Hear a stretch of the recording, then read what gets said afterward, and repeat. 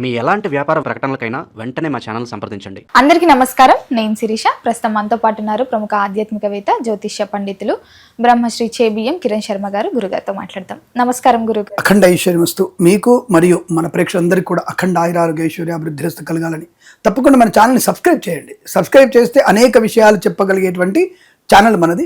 తప్పకుండా సబ్స్క్రైబ్ చేసి లైక్ చేసి షేర్ చేయండి. మరొక 5 మంది సబ్స్క్రైబ్ చేయించండి. అది మీ రెస్పాన్సిబిలిటీ. Thank you. గురుగారు, వైశాఖ మాసం ప్రారంభం అవుతుంది. వస్తూనే మంచి పర్వదినాన్ని తీసుకొస్తుంది, అక్షయ తృతీయ అని. సో ముఖ్యంగా చాలా మందికి డౌట్ ఉంది, 19 తారీఖు చేసుకోవాలా 20 తారీఖు చేసుకోవాలా అని. పూజా విధానం ఏంటంటారు, ఒకసారి తెలియజేయండి. అక్షయ తృతీయ అనేది పర్వదినం, పుణ్యతిథి అనేది మీరు చెప్పినటువంటి మాట అక్షర సత్యం. ఎందుకంటే పుణ్యతిథి ఎందుకు పుణ్యమైన రోజు అవుతుందంటే అది ఆ రోజు చేసేటువంటి ఏ కార్యమైనా సరే మనకి అనేక రకాలైనటువంటి 3 ఫలాన్ని 5 ఫలాన్ని కలిగిస్తుంది. సో కాబట్టి ఆ రోజు చేసేటువంటి ప్రతి పూజ ప్రతి కర్మ మనకు అనుకూలతను కలిగిస్తుంది. ఒకవేళ మీరు ఎవరైనా నెగిటివ్ చేస్తే కూడా అది మనకు తగనటువంటి ప్రమాదాన్ని అంటే మీరు తరగనటువంటి ప్రమాదాన్ని కలిగిస్తుంది. ఆ ప్రమాదం తరిగిపోదిగా రోజు వస్తూనే ఉంటుంది. మీకు, మీ పిల్లలకి, మీ పిల్లలకి కూడా ఆ ప్రమాదం జరుగుతూనే ఉంటుంది. కాబట్టి ఏది కావాలని కోరుకుంటున్నారో ఆ పని చేయండి. ఏది వృద్ధి పొందాలనుకుంటారో దాన్ని చేసే ప్రయత్నం చేయండి తప్ప కర్మ చేయమని చెప్పారు, కొనమని చెప్పలేదు. బ్రాకెట్లో కొనమని చెప్పలేదు. క్లారిటీ అంటే ఇక దీనికి మీరు అన్నట్టుగా 19, 20 అనేటువంటి ప్రశస్తం వస్తే మనకి కొన్ని పండుగలు అంటే ఇప్పుడు విజయదశమి వచ్చింది అనుకోండి. మనకి విజయదశమి సాయంకాల సమయంలో ఆ నక్షత్రం దశమి కొనేది ఆ సూర్యాస్తమయంలో ఉండాలి. దానికి కొన్ని ప్రమాణాలు ఉంటాయి. మాస శివరాత్రి, మహాశివరాత్రి, అర్ధరాత్రి కొన్ని లెక్కలు ఉంటాయి. అలాగే కొన్ని పండగలు, ఏకాదశులు అన్నీ కూడా, కొన్ని పండుగలన్నీ కూడా సూర్యోదయంతో ఉంటాయి. అలాగే ఈ తిథి అనేది కూడా సూర్యోదయంలో ఉండాల్సిన తిథి. ఇది సూర్యుడు ఉదయించినప్పుడు ఆ తిథి ఉంటే దాని పేరు తదియ. వైశాఖ మాస శుక్లపక్షం కాబట్టి దాని వైశాఖ అక్షయ తృతీయగా చెప్పబడింది. ఆ విషయాన్ని అసలు మనకి మీకు ఉదాహరణ చెప్పాలంటే విత్ ప్రాక్టికల్ చెప్పాలనుకుంటే ఈ మధ్యకాలంలో మీరు సోషల్ మీడియాలో ఎండలు ఎక్కువైపోయినాయి, పక్షులకి ఆహారం పెట్టండి, కుండలో నీళ్లు పెట్టండి అని చెప్పి సోషల్ మీడియాలో అవేర్నెస్ వస్తుంటుంది. అవేర్నెస్ వీడియోస్ వస్తుంటాయి. మంచిదే, చాలా మంచిది. ఇటువంటి అవేర్నెస్ వీడియోనే, అవేర్నెస్ విషయమే మనలో 1,00,000 సంవత్సరాలకు చెప్పబడిందే వైశాఖ మాసంలో అక్షయ తృతీయ రోజున చేయాల్సిన పని. ఇప్పుడు లాజిక్ అర్థం ఏంటుంది? ఎండలు ఎక్కువ, వాతావరణంలో విపరీతమైనటువంటి ఉష్ణతాపం ఏర్పడుతుంది కనుక పశువులకి, పక్షులకి, అనేక రహదారులు వెళ్ళేటువంటి యాత్రికులకు కూడా నీటి ఎద్దడి లేకుండా నీళ్లు వాడు తాగడానికి సమృద్ధి నీరు ఆహారం అందించమని చెప్పేది అంటే ఈ యొక్క అక్షయ తృతీయ పండుగ. అందుకే మీరు అన్నటువంటి మాట పుణ్యమైనటువంటి పండుగ. ఇది పుణ్యతిథి అంటారు దీన్ని. కాబట్టి ఈ రోజున మనం చేసేది ఏమిటంటే ముఖ్యంగా ఒక కుండలో అంటే ఒక కుజాలో కానీ ఒక చిన్న ఉరిగిలో కానీ మట్టి కుండలో నీళ్లు ఉంచి దానం ఇవ్వాలి. అది ఒక మంచి సద్బ్రాహ్మణుడికి దానం ఇవ్వాలి ఫస్ట్ ఆఫ్ ఆల్. తదుపరి మనకి ఇదే రోజున బ్రాహ్మణుడికి దానం ఇచ్చి ఎందుకు ఇవ్వాలి, ఆయనకి బ్రాహ్మణుడికి ఎందుకు ఇవ్వాలి? మళ్ళీ కింద కృష్ణ చూసారా కులహంకారంతో బ్రాహ్మణులకి ఏమన్నాడు, బ్రాహ్మణ దానం అయితే 100 రూపాయలు దుబ్బేయడానికి ప్లాన్ చేద్దాం చెప్పి కింద కామెంట్ వస్తుంది. ఐ యాక్సెప్టెడ్ దాన్ని. అలాంటి వాళ్ళ గురించి మనం జరుపుతూనే ఉండాలి. పక్కన మనం ఏంటో వాళ్ళు స్క్రోల్ చేసుకుంటూ వెళ్ళిపోవాలి మనం. అంటే ఎందుకు బ్రాహ్మణుడికి అంటే సాక్షాత్ శ్రీ మహావిష్ణు స్వరూపాయ బ్రాహ్మణాయ, మహాస్వరూపంలో ఉన్నటువంటి బ్రాహ్మణుడికి, సత్కార్య ప్రీతికి లోక కళ్యాణానికి పాటుపడేటువంటి బ్రాహ్మణుడికి ఈ నీళ్లు దానం ఇస్తున్నాను. ఆ నీళ్లు తాగి వాది వేద మంత్రాలు చదివి లోక కళ్యాణం కోసం యజ్ఞము యాగం చేయడానికి ఉపయోగపడేది. అతి సామాన్యులు కూడా ఇవ్వగలిగేటువంటిది ఒక నీళ్ల కుండ. అంటే ఎవరైనా ఇవ్వచ్చు అని వద్దాందిగా. ఇప్పుడు ఆ నీళ్ళ కుండ తీసుకొని బాపలోనికి ఏమన్నా దానివల్ల 100, 1000, 1,00,000 రూపాయలు వస్తాయా? పోనీ ఆ కుండ అమ్ముకుంటే అని పైసలు వస్తాయా? పోనీ ఇచ్చేది ఉంటే ఎవరైనా బంగారు కుండ ఇవ్వండి బాబు, నేను రెడీగా ఉన్న తీసుకోవడానికి, అందరు కలిసి ఒక చిన్న బంగారు కుండలు నాకు దానం ఇవ్వండి, ఇంత హ్యాపీగా తీసుకుంటాను. దానివల్ల తిట్టినా పడవచ్చు మనం. అంటే ఈ కుండ నీళ్ళు ఎందుకు అంటే వైశాఖ మాసంలో ఉష్ణతాపానికి సంబంధించినటువంటిది కాబట్టి లేవాలి. ఆ దానం ఇవ్వగానే మరి వెంటనే మనం చలివేంద్రాలు పెడుతున్నాం కదా, చలివేంద్రాలు చేస్తుంటారు. ఈ చలివేంద్రాలు పెట్టి మజ్జిగ, మంచినీరు 10 మందికి పంచే ప్రయత్నం చేయాలి. ఎవరైతే ఇది చేస్తున్నారో వాళ్ళ ఇంట్లో నీకు సువర్ణాభరణాల నుంచి మొదలుపెట్టి, ఆరోగ్యం నుంచి మొదలుపెట్టి అక్షయమైనటువంటి ప్రతిఫలాన్ని ఇస్తుంది. లోటు లేనటువంటి బంగారు ఆభరణ, ధనము, ధాన్యము, యశస్సు, కీర్తి, గౌరవము అక్షయంగా ప్రసాదిస్తుంది. చిన్న కుండలో నీళ్ళు ఇవ్వడం వల్ల వచ్చేటువంటి పుణ్య ఫలితం ఇది. కాబట్టి దాన్ని అక్షయ తృతీయ అన్నారు తప్ప నేను బంగారం షాపులు పెట్టినట్టుగా మీకు ఆఫర్లు ఇచ్చాం, బంగారు అక్షయ తృతీయ ఆఫర్, తులం కొంటే 2 తులాలు ఫ్రీ అని చెప్పి ఎవరు ఉంటే మాత్రం వెంటనే కొనేసుకోండి, మంచిది, నో ప్రాబ్లం. తులం కొంటే 2 తులాల బంగారం ఇవ్వాలి వాళ్ళు. మరి వాళ్ళకు కూడా దానం ఇస్తే అక్షయం అవుతుందిగా, వాళ్ళు పంచవచ్చు కదా. ఇప్పుడు రేట్ కూడా తీసుకోవచ్చు గురుగారు. కాబట్టి మీరు అందరూ కూడా బంగారం కొంటే ఏదో అక్షయం అవుతుంది, లక్ష్మీదేవి ఇంటికి వస్తుంది, అబద్ధం. అది 100% అబద్ధం.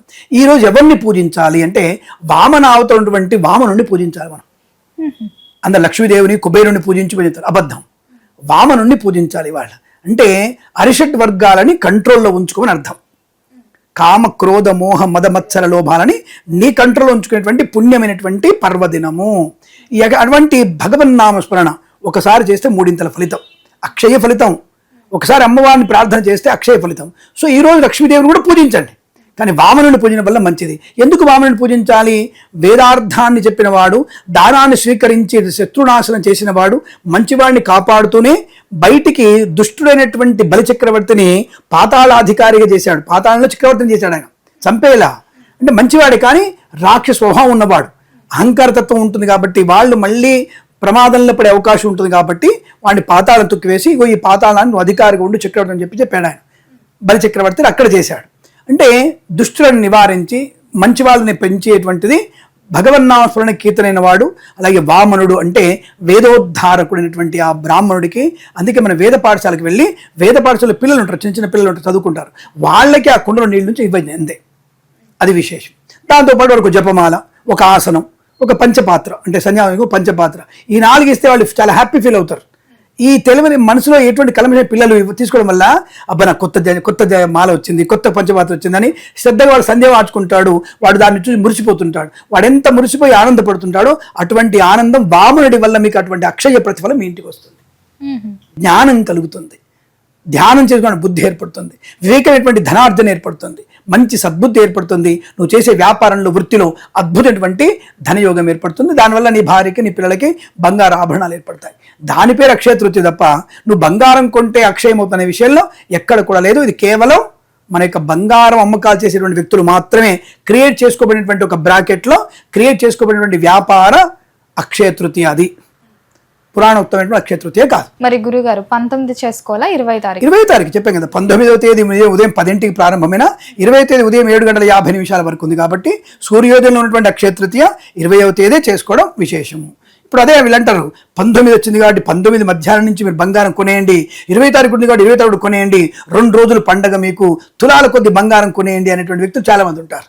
అలా కొనుక్కుంటే వస్తుందంటే చెప్పండి, నేను కూడా మరి మీతో పాటు వచ్చేసి కొంటాను, బట్ నెక్స్ట్ ఇయర్ కల్లా నాకు 4 ఇంతలు అవ్వకపోతే ఆ రిమైనింగ్ మీరు ఇవ్వాల్సి వస్తుంది. ప్రేక్షకులు ఎవరైనా సరే ఆ విషయంలో నాకు ఖాళీగా ఉంటే యాంకర్ గారు కనుక కొన్ని అమ్మాయి అయితే కొంటాను, ఆవిడకి 1 తులం కొంటాను, 4 తులాలు అవ్వాలి వచ్చే కల్లా, అలా హామీ ఇవ్వండి దయచేసి. గురుగారు విశేషంగా మనము కొన్ని రోజులలో కొన్ని వస్తువులు కొనుక్కుంటే కలిసి వస్తుంది అని అంటూ ఉంటారు పెద్దవాళ్ళు. మరి ఈ అక్షయ తృతీయ రోజు ఎలాంటి వస్తువులు కొనుక్కుంటే మనకు కలిసి వస్తుంది? ఇప్పుడు అదే రామాయణం మొత్తం తర్వాత రాముడికి సీతంగా అడిగారు మీరు, కొనగలిగేటువంటిది ఏది లేదు ఈరోజు. అంటే గురుగారు అంటుంటారు కదా ఉప్పు కొనుక్కోవచ్చు, అవన్నీ అబద్ధాలు. అవన్నీ కూడా ఎక్కడ చెప్తున్నా కదమ్మా, లేని ప్రక్షిప్తాలు అంటారు. అంటే కొన్ని అమెండ్మెంట్ తీసుకుని అలా పెట్టేసి ఉప్పు కొనుక్కో పప్పు కొనుక్కో, ఇదంతా ఎక్కడ లేదు, అసలు ఎటువంటిది లేదు. అయితే ఇక్కడ నువ్వు పూజించే విధానం మాత్రం బాగా ఉంటుంది. ఇప్పుడు నువ్వేదైతే కోరుకుంటున్నావో, ఇప్పుడు జ్ఞానం కావాలనుకుంటున్నావు, సరస్వతిని పూజించు. లక్ష్మి కావాలనుకుంటున్నావు, లక్ష్మీదేవిని కుబేరుని పూజించు. దానివల్ల నీకు తప్పకుండా వస్తుంది. దేవుడు వచ్చి నీకు ఏమి ఇవ్వడు, ఆయన నీకు సెక్యూరిటీ గార్డా, నీ ఇంట్లో ఇవ్వడం, లేదా బ్యాంక్ మేనేజరా, డైరెక్ట్ నీకు వచ్చామా పలానా శిరీష అడిగింది నన్ను ఇస్తాను, డైరెక్ట్ ఎందుకు ఇస్తాడు ఆయన? ఎలా వస్తుంది? నువ్వు జపం చేసుకోవడం వల్ల, నువ్వు ఆ దానం చేయడం వల్ల భగవంతుడికి మరొక మార్గాన్ని ఇస్తాడు. అది సులువైన మార్గంగా ఉంటుంది. నువ్వు చేసే పనికి ఇప్పుడు సపోజ్ బాగా వచ్చింది, సపోజ్ మనం చేస్తున్నటువంటి ప్రోగ్రామే 50 లక్షల మంది చూశారు సపోజు, వెంటనే మీ యొక్క సార్ ఏం చేస్తారంటే, మీ యొక్క పైన అధికారి ఏం చేస్తారంటే, మీకు తప్పకుండా నీకు 25,000 శాలరీ, 50,000 శాలరీ, నేను 70,000 ఇస్తున్నాను నీకు అంటే మీ ఉనికిని సునాయాసం చేస్తాడు, మీ గుర్తింపుని బాగా తీసుకొస్తాడు. అట్లా నెల వచ్చేసరికి మీకు ఆర్థిక అభివృద్ధిని కలిగించే అవకాశం ఉంటుంది తప్ప డైరెక్ట్గా వచ్చేసి నీకు 10 కోట్లు ఇచ్చేస్తున్న అవకాశం లేదు. మేబీ భగవంతుడు అనుగ్రహంతో లక్ష్మీదేవిని పూజిస్తే ఏదో పోతూ భాగ్యలాటరీ టికెట్ కొన్నావు, భాగ్యలక్ష్మి లాటరీ టికెట్, ఆ టికెట్కి 10 లక్షల లాటరీ నీకు తగలొద్దని ఏం లేదు. అంటే అటువంటి దృష్టియోగం కూడా ఉంటుంది. దానికి జపం చేయడం, పూజ చేయడమే. పొద్దున్న లక్ష్మీదేవిని, మధ్య 11కి విష్ణుమూర్తిని, సాయంకాలం శివుని పూజించండి, శివుని అభిషేకం చేయండి. అద్భుత అక్షయ తదియ రోజున శివుని అభిషేకం చేయండి. మనకు 19వ తేదీ ఉదయం వస్తుంది కదా, సాయంత్రం ప్రదోషకాలంలో తదియ రోజున ఆ సమయంలో స్వామిని పూజించండి, అభిషేకం చేయండి. పొద్దున్నే మళ్ళీ లక్ష్మీదేవిని పూజించండి. ఇక్కడ 11కి విష్ణుమూర్తిని పూజించండి. అద్భుతమైనటువంటి యోగం కలిగిస్తాడు కదా, వృత్తిలో ఉద్యోగంలో మంచి యోగాన్ని కలిగిస్తాడు. దానివల్ల ప్రయోజనం ఉంటుంది. నీకు దీర్ఘకాలికమైనటువంటి ఎకనామికల్ గ్రోత్ కావాలా, వెంటనే కళ్ళు మూసుకుని జపం చేయగానే నీకు దేవుడు వచ్చేసి 50 రూపాయలు ఇవ్వడం కావాలా? దీర్ఘకాలికంగా ఉండేది. దీర్ఘకాలం కావాలంటే మనం దానం చేసుకోవాలి. దానము, జపము, తపస్సు చేయాలి తప్ప ఇది కొనుక్కుంటే అది కొనుక్కుంటే నేను కూడా కొనేస్తాను, నేను కొనేస్తాను వస్తుందా అంటే రాదు. అది మూఢనమ్మకం, ఇది నమ్మకం, ఇది ధర్మకార్యం. జపము తపం అనేది ధర్మకార్యం, మనం ఏదో కొంటే వస్తుంది మూఢనమ్మకం. కాబట్టి తులం బంగారం కొన్న రాదు, కిలో వెండి కొన్న రాదు, 1/2 కిలో నువ్వు రాయి కొన్నా నీకు ఏది రాదు. ఆ విషయం గుర్తుపెట్టుకోండి. ఇప్పుడు ఒక సింపుల్ లాజిక్ అమ్మా, ఇప్పుడు బంగారం కొనాలంటే 1 గ్రామ్ కొనాలంటే కూడా 15-20 వేలు కావాలి. ఒక సింగిల్ బెడ్రూమ్ ఉన్నటువంటి వ్యక్తి ఇప్పుడు టక్కున 15,000 పెట్టి కొనగలుగుతాడా అని ఆలోచించండి. లేదు. సాధ్యమా వాడికి ఒక ఏం ఎగిరిపోతుంది. పోనీ 10 కోట్ల వాడు కూడా 10 తులాలు కొనలేడు. ఇప్పుడు ఇక్కడ కష్టం ఎక్కువగా ఉంది చాలా. ఆ 10 లక్షలను ఎక్కడ మార్చుకోవాలి అనేది టెన్షన్ ఎక్కువ ఉంది వాడికి. కాబట్టి ఇప్పుడు కొనంగానే మనకు వచ్చేది కాదు. కాబట్టి కొనమని ఎక్కడ పురాణం చెప్పలేదు. పూజించండి, పొద్దునే లక్ష్మీదేవిని తప్పకుండా పూజించండి. అలాగే అమ్మవారికి మనం పూజించిన తర్వాత ఈ బెల్లపు పరమాన్నం పెడితే మంచిది. బెల్ల పరమాన్నం పెట్టాలి తప్పకుండా అమ్మవారికి. అలాగే మీకు వీలైతే మీగడ పాలు అమ్మవారికి పెడితే మంచిది. అలాగే మనము ఈ అమ్మవారికి మీగడ పెరుగు అమ్మవారికి నివేదన చేస్తే విశేషం ఇది చెప్పబడింది. ఇలా పూజలు చేయమని చెప్పబడింది. అమ్మవారికి పూజ చేయొచ్చు, శివుడికి అభిషేకం చేయవచ్చు. ప్రదోషకాలంలో 19వ తేదీ సాయంకాలం ప్రదోషకాలంలో పూజ చేస్తే ఐశ్వర్యం బోర్డు వస్తుంది మీకు. అక్షయ తృతీయ సందర్భంగా మీకు ఆ రోజున అంటే 19వ సాయంత్రం వచ్చింది కాబట్టి ఆ రోజున ప్రదోషిక చేస్తే మీకు తప్పకుండా మీకు ఆ శుభయోగం వస్తుంది. కానీ యాక్చువల్గా 20 తారీఖే మనకి అక్షయ తృతీయ ఆ రోజే మనకి. కాబట్టి 20 తారీఖు సాయంత్రం చేయండి అభిషేకం. అద్భుతమైనటువంటి యోగం ఇస్తాడు. ఐశ్వర్యాన్ని ఇచ్చేవాడు ఈశ్వరుడు.